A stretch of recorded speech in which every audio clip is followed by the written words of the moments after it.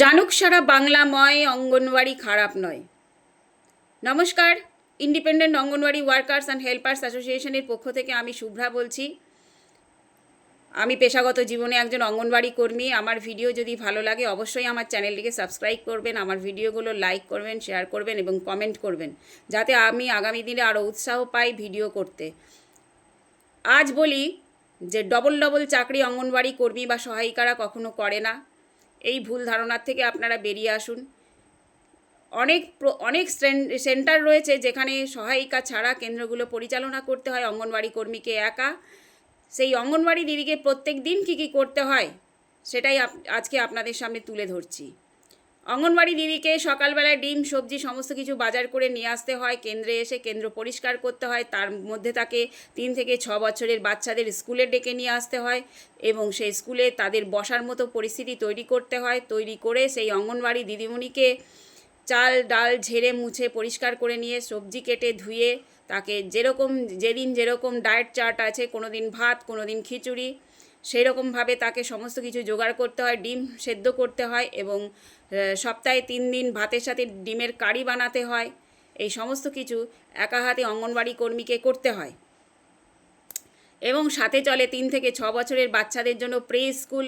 তার সাথে চলে সেই সমস্ত বাচ্চাদের স্পট ফিডিং করানোর ব্যবস্থাপনা এবং গর্ভবতী ও প্রসূতি মা এবং 6 মাস থেকে 3 বছরের বাচ্চারা যাতে হট কুক মিল বাড়িতে নিয়ে যায় যেতে পারে সেটাও এনশিওর করা। এই সমস্তই অঙ্গনওয়াড়ি দিদিমণিকে একা করতে হয়। এর সাথে সাথে অঙ্গনওয়াড়ি দিদিমণিকে প্রত্যেক দিন হোম ভিজিট করতে হয় এবং পোষণ অ্যাপসের কাজ ঠিকঠাক মতো তাকে করতে হয়।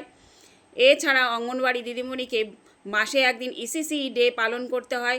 বাচ্চাদের গার্জিয়ানকে নিয়ে, বেনিফিশিয়ারিদের গার্জিয়ানকে নিয়ে সেই মিটিংটা করতে হয় এবং কিশোরীদের নিয়ে মাসে একদিন মিটিং করতে হয়। তাদের জীবনশৈলী সম্পর্কে সচেতন করতে হয়, কি করলে ভালো হবে, কি করলে খারাপ হবে, তাদের সে সম্পর্কে সমস্ত সচেতনতা দেওয়া হয়।